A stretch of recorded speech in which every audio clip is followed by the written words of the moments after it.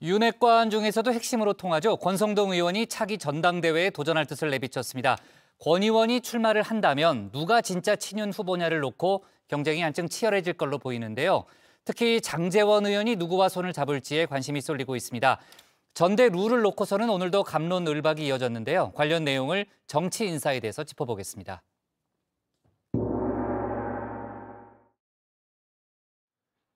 국민의힘 당권주자인 김기현 의원, 이른바 김장연대에 공을 들이고 있죠. 김장 담그신 것 같은데 식사. 그냥 그런 말씀을 제가 듣고 제가 답변할 사항은 아닌 것 같아 보입니다. 이렇게 계속 이렇게 연락을 하시면서 장제원 의원을 포함해서 우리 당의 여러 의원들하고 많은 공감대를 형성해 가고 있고요. 또 장제원 의원이 가지고 있는 여러 가지 역량이나 또 그런 해야 될 역할 같은 것들이 또 의미가 있는 것이기 때문에 그 점도 같이 우리가 잘 녹여내도록 하겠습니다.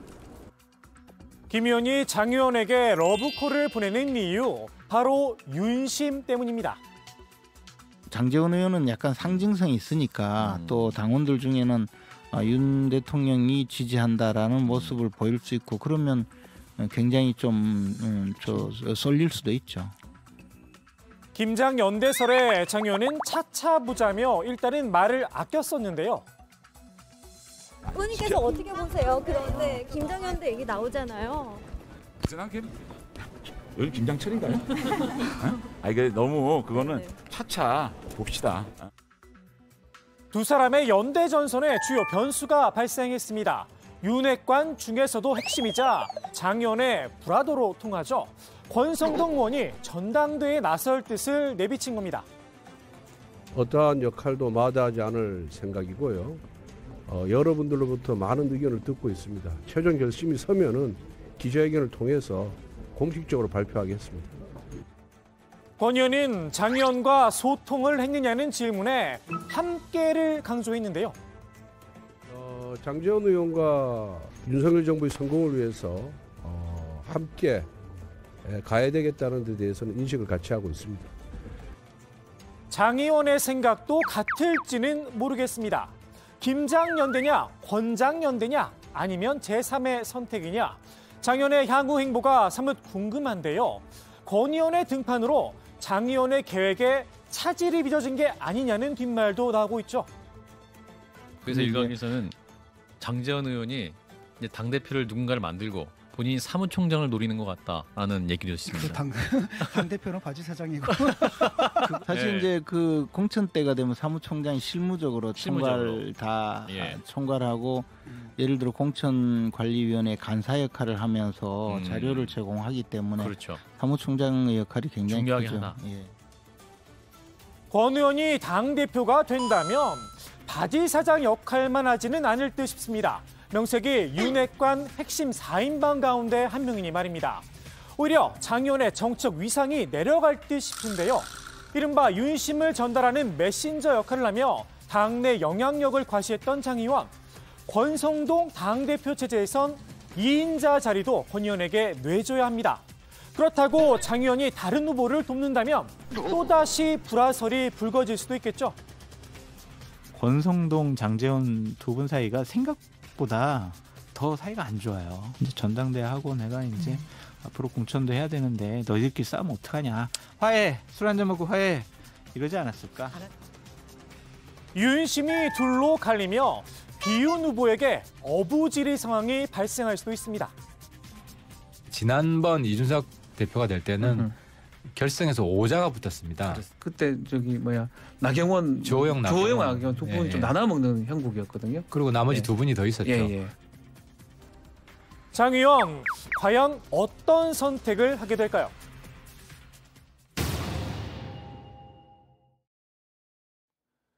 국민의힘이 전대 룰 개정 문제를 놓고 연일 시끄럽죠.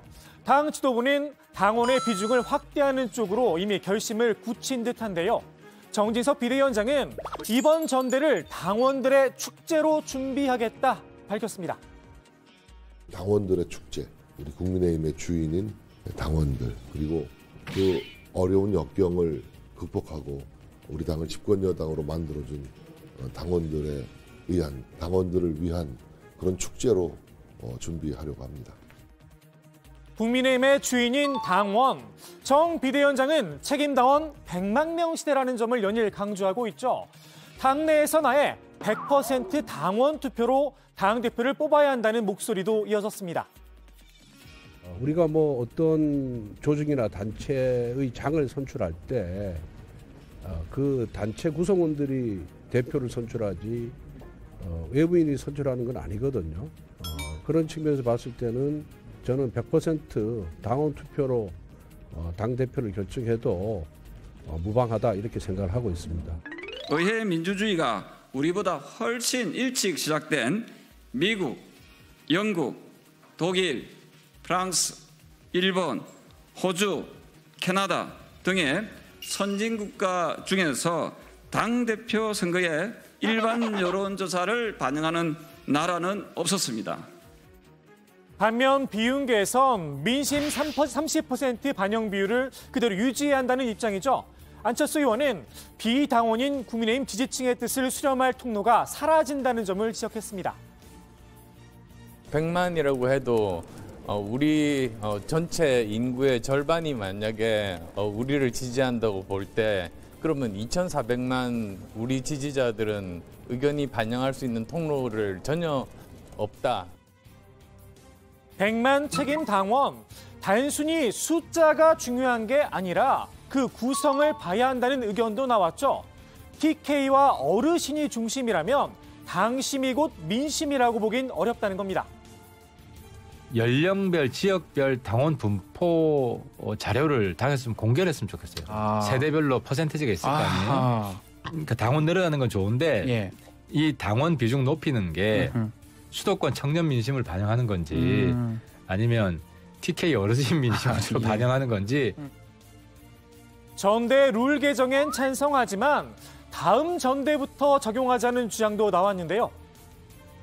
지금 바꾸는 목적이 너무 유승민 제외다. 우리가 이제 정치인들이 다 겉다르고 속다른 사람끼리 모여 있다고 비판을 하지만 속이 뻔히 들여다보이는 일은 좀 하면 안 되거든요. 우리 김지원 최고께서 보시기에도 속이 뻔히 들여다보이는데. 아니 이제 뻔히 들여다보이는 걸로 보이죠. 유승민 전 의원은 너무 째째한 정치를 한다 나를 세우기도 했죠. 본인을 겨냥한 룰 변경이라면서 말입니다. 총선을 이렇게 이끌어야 당대표를 뽑는 전당대회 아닙니까? 네. 근데 만약 1년 전에 경선 때 그때 무슨 이 감정 이런 게 남아가지고 아직도 정치 보복을 하는 거라면 저는 그런 정치는 정말 좀 속 좁고 너무 째째한 정치다라고 생각을 합니다. 김재현 전 의원은 유 전 의원이 스스로를 과대평가하고 있다 이렇게 지적을 했는데요. 지난 전대 룰을 그대로 적용하더라도 유 전 의원이 1등은 아니라는 겁니다. 여론조사를 반영을 5대5로 한들 7대3으로 한들 유승민 의원은 제가 보기에 역선택 방지 문항을 적용했을 땐 지금도 1등이 아니거든요. 그래서일까요? 유 전 의원은 이른바 역선택론의 비판적인 입장이죠. 다만 역선택 방지 조항을 전대 룰에서 빼긴 쉽지 않아 보입니다. 오늘의 정치인사이드 이렇게 마무리합니다. 역선택은 이런 거죠. 국민의힘 민주당에서 지금 국민의힘 당대표를 어떤 사람이 나오면 제일 좋겠느냐. 네. 가장 극우적인 사람. 가장 정말 이 속칭 가장 꼴보수 당대표가 나오면 제일 좋은 거 아니겠습니까? 막말 많이.